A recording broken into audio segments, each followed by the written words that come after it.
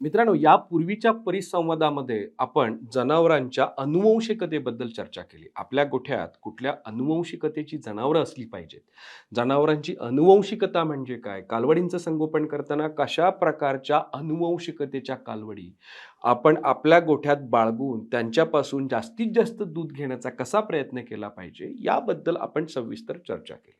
मित्रांनो, बऱ्याचशा शेतकऱ्यांच्या गोठ्यामध्ये जर आज आपण बघायला गेलो, चांगल्या प्रतीच्या गायी आहेत, चांगल्या अनुवंशिकतेच्या गायी आहेत. कदाचित शेतकऱ्याला बऱ्याचशा बुल्सबद्दल किंवा सिमेंटच्या बुल्सबद्दल काही नावांची सुद्धा माहिती आहे, कंपन्यांची माहिती आहे आणि आज त्या अनुषंगाने शेतकरी आपली वाटचाल ब्रीडिंगकडे करतोय. परंतु अनुवंशिकता जर गोठ्यात असेल तरी सुद्धा शेतकऱ्याला चांगल्या अनुवंशिकतेच्या गायी किंवा म्हैशी गोठ्यात ठेवून त्यांच्याकडनं अपेक्षित दूध काढता येतं का? एक ॲव्हरेज दूध आपल्याला मिळतं का? आपल्या गोठ्याचं ॲव्हरेज दूध जे साध्य करायचंय ते आपल्याला साध्य करता येतं का? जेणेकरून आपला दुग्ध व्यवसाय आपल्याला प्रॉफिटेबल किंवा फायदेशीर बनवता येईल? नक्कीच नाही.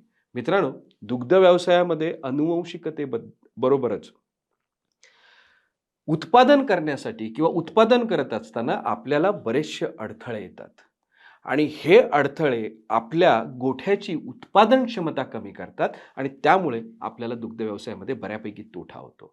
तर नेमके हे अडथळे कुठले आहेत, आपल्याला कुठले चॅलेंजेस येतात, याबद्दल आपण आज सविस्तर चर्चा करणार आहोत. सगळ्यात महत्त्वाचं म्हणजे दुग्ध व्यवसाय करत असताना आपल्या गोठ्यात गायी विण्याच्या दिवसापासून पुढील पूर्ण काळात त्या गायीला आपण आटवेपर्यंत ती गाय कुठल्या दिवशी कुठल्या वेळेत किती दूध देणार आहे याचं आपल्याला गणित मांडता येतं आणि मांडता आलं पाहिजे.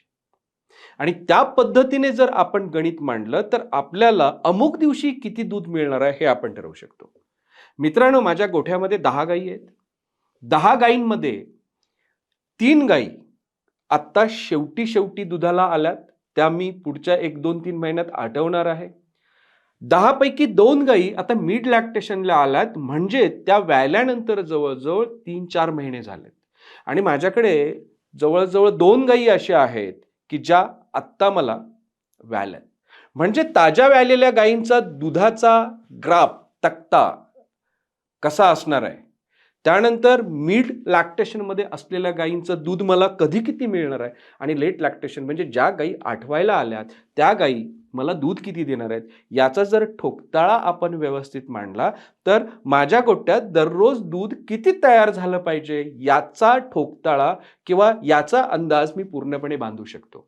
आणि त्याच्यासाठी दुग्ध व्यवसायाचा जो तक्ता आहे, मूळ तक्ता आहे, ज्याला आपण प्रोडक्शन कर्व म्हणतो, एक आदर्श तक्ता म्हणतो, त्या तक्त्याच्या माध्यमातून आपण त्या गोष्टी ठरवू शकतो आणि आपल्याला त्या पद्धतीने आपलं दूध मिळालं पाहिजे. परंतु अपेक्षित दूध मिळालं नाही. फॉर एक्झाम्पल, माझी गाय माझ्या गोठ्यामध्ये उच्चांकामध्ये मला किंवा पीक लॅक्टेशनमध्ये 40 लिटर दूध देत असेल तर ती मिड लॅक्टेशनमध्ये आल्यावर किती दिली पाहिजे? 30 लिटर दिली पाहिजे, 35 लिटर दिलं पाहिजे किंवा 27-28 लिटर दूध दिलं पाहिजे. मग ती त्यावेळी तेवढं देतं का की अचानक ती 15 लिटरवर आली आहे? जर ती गाय अचानक 15 लिटरवर आली असेल याचा अर्थ कुठंतरी काहीतरी चुकतंय आणि म्हणून ती अपेक्षित दूध न देता दुधाला कमी आली. अशा पद्धतीने आपण आपल्या गोठ्याच्या दूध उत्पादनाचा स्टँडर्ड तक्ता करून आपण त्या गोष्टींचा अंदाज घेऊ शकतो आणि आपल्याला सगळ्यात महत्त्वाचं म्हणजे ते माहीत असणं गरजेचं आहे. मित्रांनो, बऱ्याचशा शेतकऱ्यांना आदर्श तक्त्याबद्दल माहिती नाहीये. माझ्या गोठ्यात असणाऱ्या गायीची अनुवंशिकता किती आहे, तिनं मला अपेक्षित किती दूध दिलं पाहिजे, सुरुवातीला दूध किती दिलं पाहिजे, मिड लॅक्टेशनला म्हणजे मध्यांतरामध्ये किंवा त्या अंदाजे 3 ते 4, 5, 6 महिन्यामध्ये किती दूध दिलं पाहिजे आणि शेवटच्या 2 महिन्यामध्ये किती दूध दिलं पाहिजे हे शेतकऱ्याला नक्कीच माहिती नसतं आणि त्यामुळे आपण सर्वसाधारण कंपेअर करू शकत नाही. त्यामुळे माझी गाय माझ्या गोठ्यात मी केलेल्या व्यवस्थापनातून योग्य दूध देते का याचा मुळात अंदाज नसतो आणि म्हणून आपल्याला नक्की कळत नाही की मी माझ्या गोठ्यात माझ्या दूध देणाऱ्या जनावरांपासून त्यांच्या अनुवंशिकतेप्रमाणे दूध घेतो का. आणि हा सगळ्यात एक मोठा मित्रांनो अडथळा आहे आणि हा अडथळा आपल्याला पार करणं गरजेचं आहे. मित्रांनो, आपण दूध उत्पादनातले महत्वाचे असे कुठले अडथळे आहेत आपण त्याबद्दल सविस्तर चर्चा करू. सर्वात महत्वाचा मुद्दा म्हणजे गोठ्यातील गायींची अनुवंशिकता. कालवड संगोपनामध्ये मित्रांनो आपण हे बघितलंय, मी कालवड संगोपन करत असताना अशा कालवडीचं संगोपन करणार की जी उद्या गाय होऊन मला कमीत कमी 5 ते 6,000 लिटर एका वेतात दूध देणार आणि ती गाय मला माझ्या गोठ्यामध्ये कमीत कमी 7 ते 8 वेत देणार.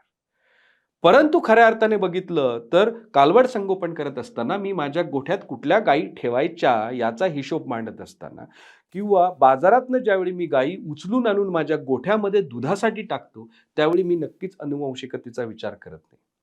मग मी वाढवलेली गाय किंवा बाजारातनं आणलेली गाय जी मला ज्या अपेक्षित प्रमाणे दूध देते, मी ज्या पद्धतीचं व्यवस्थापन करतो त्याच्यात मी समाधान राहतो आणि खऱ्या अर्थाने दूध उत्पादनाचं जे उद्दिष्ट असतं, माझ्या गोठ्यात मला ॲव्हरेज सरासरी एवढंच दूध मिळालं पाहिजे हे आपल्याला गाठता येत नाही. दूध उत्पादनाची किंमत वाढते आणि मित्रांनो एका दिवशी आपण असं ठरवतो की खऱ्या अर्थाने आपल्याला दूध व्यवसाय परवडत नाही. त्यामुळे दूध व्यवसाय परवडण्यासाठी आपल्याला आपल्या गोठ्यातील गायींची अनुवंशिकता काय असली पाहिजे, कुठल्या अनुवंशिकतेच्या गायी आपल्या गोठ्यात असल्या पाहिजे याचा विचार नक्कीच केला पाहिजे. मित्रांनो, दुसरा जो महत्वाचा मुद्दा आहे तो म्हणजे गोठ्याचे व्यवस्थापन. पारंपरिक पद्धतीने दुग्ध व्यवसाय करत असताना आपल्याकडे 20-25 वर्षापूर्वी जो गोठा बांधलाय आपण त्याच गोठ्यात अजून थोडंफार इकडे तिकडे काहीतरी करून थोडं या साईडला वाढवला, थोडा त्या साईडला वाढवला, थोडा समोर वाढवला, असं करून काय करतो आपण गोठ्याची लांबी रुंदी वाढवतो आणि गायींची संख्या वाढवायचा प्रयत्न करतो आणि मग कुठेतरी गोठ्याच्या व्यवस्थापनाला आपल्याला सामोरं जावं लागतं. मित्रांनो, काऊ कम्फर्ट, गायीचं आरामदायी राहणं दुग्ध व्यवसायासाठी अतिशय महत्वाचं आहे. काऊ कम्फर्ट म्हणजे काय? तुम्ही जर मुक्त गोठा करत असाल तर कमीत कमी एका गायीला कमीत कमी 200 स्क्वेअर फीट जागा लागते. गायीच्या गोठ्याची दिशा एक योग्य असावी लागते. गायीच्या गोठ्यामध्ये जे आपण पत्रे टाकतो, वर छप्पर टाकतो, त्याची एक व्यवस्थित उंची असावी लागते. ह्या सगळ्या गोष्टी आपल्याला करायच्या असतात. ह्या केव्हा करू शकतो? ज्यावेळी आपण गोठ्याची बांधणी करतो.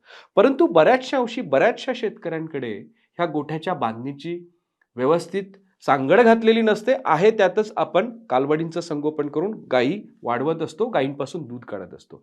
मित्रांनो, त्या पद्धतीनं जरी बघायला गेलं तरी सुद्धा काऊ कम्फर्ट आपण सांभाळू शकतो. आपल्याकडे असलेल्या गोठ्यामध्ये आपण जर जागेचं योग्य नियोजन केलं, ज्या गायीला ज्या पद्धतीने जागा पाहिजे त्या गायीला त्या पद्धतीने जर जागा देऊन तिला थोडंसं मोकळं ठेवायचा प्रयत्न केला तर व्यवस्थापन आपण चांगलं करू शकतो. दुसरी गोष्ट म्हणजे गोठ्यातील पाण्याची व्यवस्था. बऱ्याचशा अंशी गोठ्यातील पाण्याची व्यवस्था हा एक मोठा शोकांतिकेचा प्रश्न आहे. आपण कुठंतरी पाण्याचं भांडं लावतो, बऱ्याचशा अंशी त्याच्यामध्ये शेवाळ आलेलं असतं, ते व्यवस्थित साफ केलं जात नाही. जनावरांना, गाई म्हशींना जेवढं पाणी पाहिजे तेवढं पिता येत नाही. बकेट फिडिंग करत असताना किंवा बकेटमधून पाणी देत असताना आपण आपल्या हिशोबाने पाणी देतो. गाईला जेव्हा पाण्याची गरज असते तेव्हा गाईला किंवा म्हशीला स्वतः पाणी पिता आलं पाहिजे. म्हणून आपल्याला आपल्या गोठ्यामध्ये ॲडलिप पाणी ठेवलं पाहिजे. अशा प्रकारचे बरेचसे व्यवस्थापनाचे जे प्रश्न आहेत गोठ्यामधील, ते प्रश्न जर आपण योग्य वेळी सोडवले नाहीत तरी सुद्धा आपल्या गोठ्यातील उत्पादन हे कमी होऊ शकतं. दुसरा विषय असा आहे की आपण गोठ्याचे व्यवस्थापन करत नसताना पाण्याचा निचरा जर व्यवस्थित केला नाही तर बऱ्याचशा अंशी चिखल असण्याची शक्यता असते. जर चिखल असेल किंवा जिथं गाई म्हशी उठतात बसतात तिथं जागा कोरडी नसेल किंवा कालवडींच्या इथं जागा कोरडी नसेल, जी गाय विणार असेल त्या गायीला आपण योग्य ठिकाणी बांधलं नसेल, तिची जागा कोरडी नसेल, बऱ्याचशा अंशी विषाणूजन्य आणि जीवाणूजन्य रोगांची लागण होऊन जनावरं आजारी पडू शकतात आणि त्याचाही इम्पॅक्ट मित्रांनो दुग्ध व्यवसायावर पडतो, दूध उत्पादनावर पडतो आणि आपल्याला अशा प्रकारे अपेक्षित दूध मिळत नाही. म्हणून व्यवस्थापन जर चांगलं नसेल तर मित्रांनो व्यवस्थापन हा दुग्ध व्यवसायातला सगळ्यात मोठा अडथळा आहे. मित्रांनो या पुढचा मुद्दा म्हणजे आहाराचे नियोजन. आहाराबद्दल बोलावं तेवढं कमीच आहे आणि सर्वसाधारण प्रत्येक शेतकऱ्याला ज्या शेतकऱ्याच्या गोठ्यात एक गाय असो किंवा 100 गायी असो, जवळजवळ सर्वसाधारणपणे सर्वच शेतकऱ्यांना आहाराच्या नियोजनाबद्दल थोडी-थोडकी माहिती आहे. परंतु होतं काय? आपल्याला जी माहिती आहे, त्या माहितीचा आपण योग्य वापर करतो का? गायीच्या अनुवंशिकतेप्रमाणे आपल्याला गायीकडून जर उत्पन्न घ्यायचं असेल, तर खाद्याचं आहाराचं नियोजन कसं असलं पाहिजे? ह्या गोष्टीचा नक्कीच आपण विचार करत नाही. मित्रांनो, आपण ज्यावेळी शेतकऱ्यांकडे जातो, कुठल्यातरी कंपनीचं पशुखाद्य शेतकरी वापरत असतो किंवा तो शेतकरी स्वतःचं पशुखाद्य बनवत असतो. ज्यावेळी एखाद्या कंपनीचं पशुखाद्य वापरत असतो, तर त्या पद्धतीने त्या कंपनीने घालून दिलेल्या नियमानुसार तो शेतकरी बिचारा पशुखाद्य वापरत असतो. म्हणजे 200 ग्रॅम प्रति लिटर, 300 ग्रॅम प्रति लिटर, 400 ग्रॅम प्रति लिटर असेल किंवा अजून 1-2 किलो वरून असेल, जे काही कॅल्क्युलेशन्स असते, जे काही ज्या पद्धतीने शेतकरी वापरतो ती पद्धत. दुसरा विषय आहे की एखादी कंपनी अगदी योग्य पद्धतीने सांगत असते, परंतु जिथं 4 आणि 5 किलो पशुखाद्य घालायचंय, गोळीपेंड घालायचे, तिथं नेमका शेतकरी काय करतो, 2च किलो घालतो आणि वरून तो गव्हाचा भुसा, सरकी पेंड असं काहीतरी करून त्या गाईला आपल्या हिशोबाने योग्य पद्धतीने आहार देण्याचा प्रयत्न करतो. परंतु त्याला आपण संतुलित आहार असं म्हणूया का? जर गायीच्या उत्पादनाप्रमाणे संतुलित आहार मिळाला नाही, तर ती गाय अनुवंशिकतेप्रमाणे दूध देणार नाही आणि हा एक सगळ्यात महत्त्वाचा अडथळा आहे.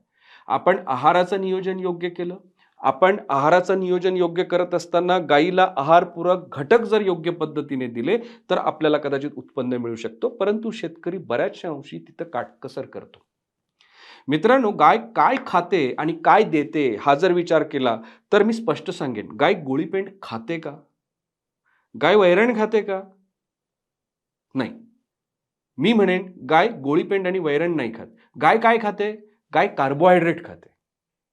गाय प्रोटीन खाते. गाय तिला मिळालेल्या आहारातून व्हिटॅमिन्स आणि मिनरल्स खाते. गाय स्निग्ध पदार्थ खाते, म्हणजे गाय फॅट खाते, गाय फायबर खाते, गाय पाणी पिते. तर मी असं का म्हणतो, carbohydrate, protein, fat, vitamins, minerals आणि वॉटर हे बेसिक 6 प्रॉक्झिमेट जे आहेत ते गाय खाते का? तर आहाराचं नियोजन हे बेसिकली ह्या 6 प्रॉक्झिमेट प्रिन्सिपलवर केलं जातं, ते वैरणीवर नाही किंवा ते गोळीपेंडीवर नाही.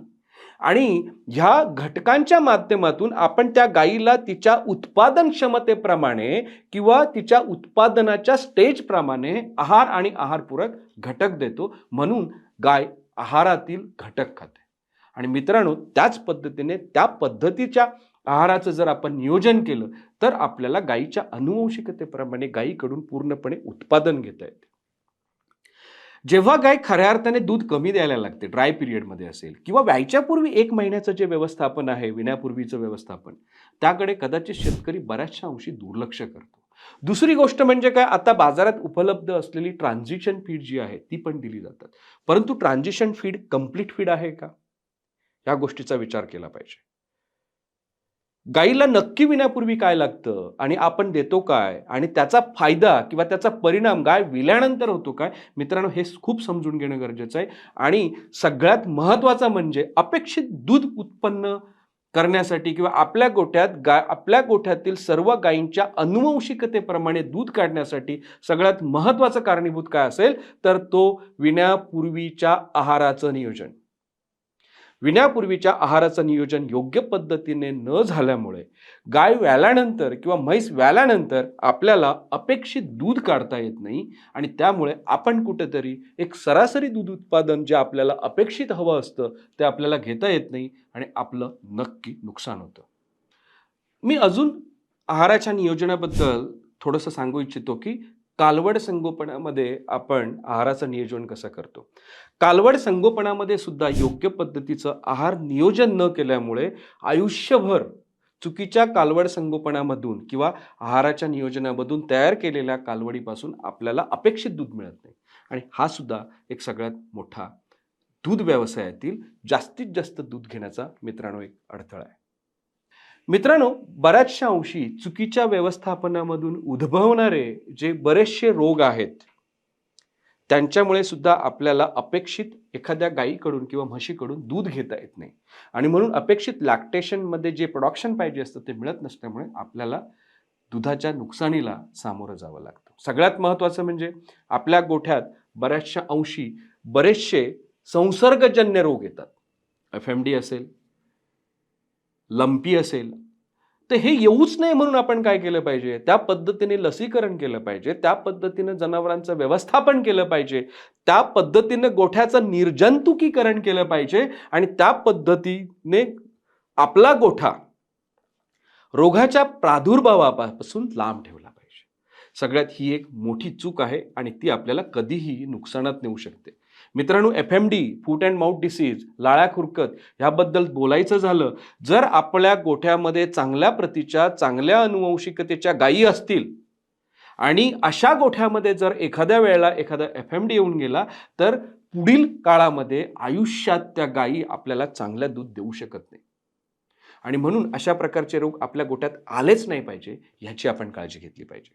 दुसरा जो महत्त्वाचा मुद्दा आहे तो म्हणजे चुकीचे आहाराचे नियोजन. जर आहाराचं नियोजन चुकीच्या पद्धतीने केलं तर गायीला बऱ्याचशा अंशी चयापचयाच्या रोगांना सामोरं जावं.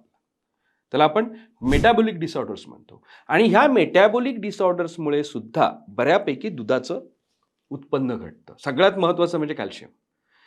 शरीरामध्ये कॅल्शियमची मात्रा योग्य पद्धतीने जर मॅनेज नाही केली तर 15 लिटर दूध देणारी गाय कधीही 10 लिटरवर येऊ शकते, 25 लिटर दूध देणारी गाय कधीही 15 लिटरवर येऊ शकते आणि पुन्हा ती जात नाही. मित्रांनो, 10-12 दिवस जर ती गाय कमी दुधाला आली तर आपलं अपेक्षित दुधात घट होते. आणि म्हणून चुकीच्या पद्धतीचं व्यवस्थापन असतं, मग ते आहाराचं असेल, व्यवस्थापनातील त्रुटी असतील, याच्यामुळे सुद्धा बऱ्याचशा अंशी गायी वेगवेगळ्या रोगांना सामोरे जातात. अजून सगळ्यात महत्त्वाचा मुद्दा म्हणजे मस्टायटिस. गोठ्यामध्ये होणारा मस्टायटिसचा दगडी या रोगाचा प्रादुर्भाव. आता दगडी या रोगाचा प्रादुर्भाव होण्याची कारणं म्हणजे एक तर गोठ्याचं व्यवस्थापन आणि दुसरी म्हणजे आहाराचं नियोजन. अयोग्य आहाराचं नियोजन केल्यामुळे गाय विण्यापूर्वी गायीची अपेक्षित जी रोगप्रतिकार क्षमता आपल्याला टिकवून ठेवायची असते ती आहाराच्या माध्यमातून टिकून न ठेवल्यामुळे गाय व्याल्यानंतर गायीला अपेक्षित आहाराचे नियोजन न केल्यामुळे योग्य प्रकारचं मिनरल मिक्सचर किंवा आहारपूरक घटक योग्य क्वांटिटीमध्ये न दिल्यामुळे गायीची रोगप्रतिकार क्षमता मित्रांनो खूप खालावते. ती एक जिवंत मशीन आहे. 25, 30, 40 लिटर जर दूध देत असेल तर विचार करा तिला किती एनर्जी खर्च करावी लागते, तिच्यावर किती स्ट्रेस येते. आणि अशा प्रकारे स्ट्रेसमध्ये असताना तिची रोगप्रतिकार क्षमता खालावली तर कुठल्याही प्रकारे बॅक्टेरियल इन्फेक्शन होऊन गायीला कधी मस्टायटिस होऊ शकतो. आणि त्यामुळे एकदा का गायीला मस्टायटिस झाला तर आपल्याला कमीत कमी 30 ते 40% दुधाच्या नुकसानाला सामोरं जावं लागतं.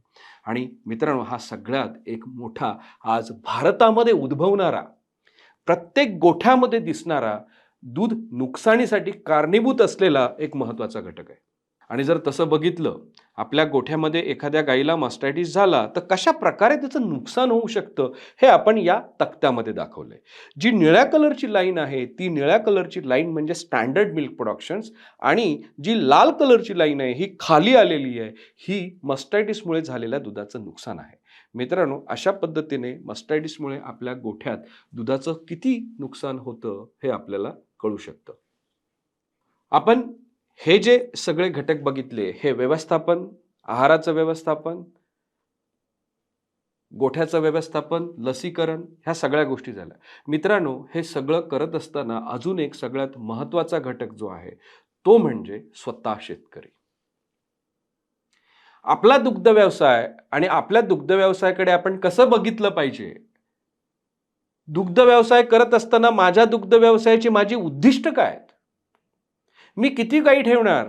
सरासरी दूध किती काढणार, मला माझ्या गोठ्याचा दुग्ध व्यवसायाचा तक्ता कसा असणार, प्रत्येक गाईच्या दूध उत्पादनाचा तक्ता कसा असणार, ह्या गोष्टीचा मी खरंच विचार करतो का? खरंच माझ्या गोठ्यात असलेल्या प्रत्येक गाईकडून तिच्या अनुवंशिकतेप्रमाणे दूध काढायची पहिली माझी इच्छा आहे का? आणि माझी जर इच्छा असेल तर ते कसं काढायचं हे मला माहीत आहे का? मला माहीत आहे, मला व्हेटरिनाच्या लोकांनी दुग्ध व्यवसाय किंवा फायदेशीर दुग्ध व्यवसाय कसा करायचा हे सांगितले. त्यांची सगळी लेक्चर्स बघून सुद्धा मला माहिती मिळाली आहे. एवढं करून सुद्धा, एवढं असून सुद्धा माझी इच्छाशक्ती आहे का? ह्या सगळ्या गोष्टी खूप अतिशय महत्त्वाच्या आहेत. मित्रांनो, आजूबाजूला आपल्या रिसोर्सेस आहेत, आपल्याला चांगलं शिक्षण, चांगली माहिती देणारी लोक आहेत.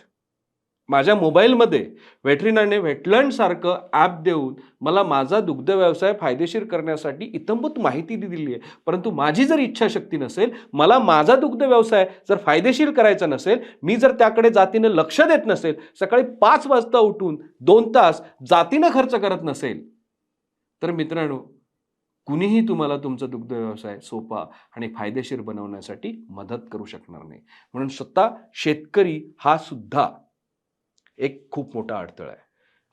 मित्रांनो, आपण ह्या 20, 25, 30 मिनिटांमध्ये आपल्या गोठ्यामध्ये आपल्याला जास्तीत जास्त उत्पन्न घेण्यासाठी किंवा आपल्या शेतकऱ्याला जास्तीत जास्त उत्पन्न घेण्यासाठी मुख्य कुठले अडथळे आहेत, जसं की आपल्या गोठ्यातील गायींची किंवा शेतकऱ्याच्या गोठ्यातील गायींची अनुवंशिकता असेल, गोठ्याचं व्यवस्थापन असेल, गोठ्यातील जनावरांच्या आहारपूरक घटकांचं आणि आहाराचं व्यवस्थापन असेल, विण्यापूर्वीचं व्यवस्थापन असेल, शेतकऱ्यांची इच्छाशक्ती आणि शेतकऱ्यांचं ज्ञान असेल, पारंपरिक विचार असतील किंवा व्यवस्थापनाबद्दलची आस्था असेल. हे सगळे अडथळे जर आपण योग्य पद्धतीने दूर केले, दुग्ध व्यवसाय समजून घेऊन करायचा प्रयत्न केला, ज्या पद्धतीने गायींचं व्यवस्थापन जेव्हा जसं केलं पाहिजे, जेव्हा ज्या जनावरांना, गायींना, वासरांना, कालवडींना, म्हशींना जे जे हवं आहे ते आहारपूरक घटक दिले, तर नक्कीच आपण आपल्या दुग्ध व्यवसायामधील हे सर्व अडथळे बाजूला सारून आपण आपला दुग्ध व्यवसाय सोपा आणि फायदेशीर बनवू शकतो.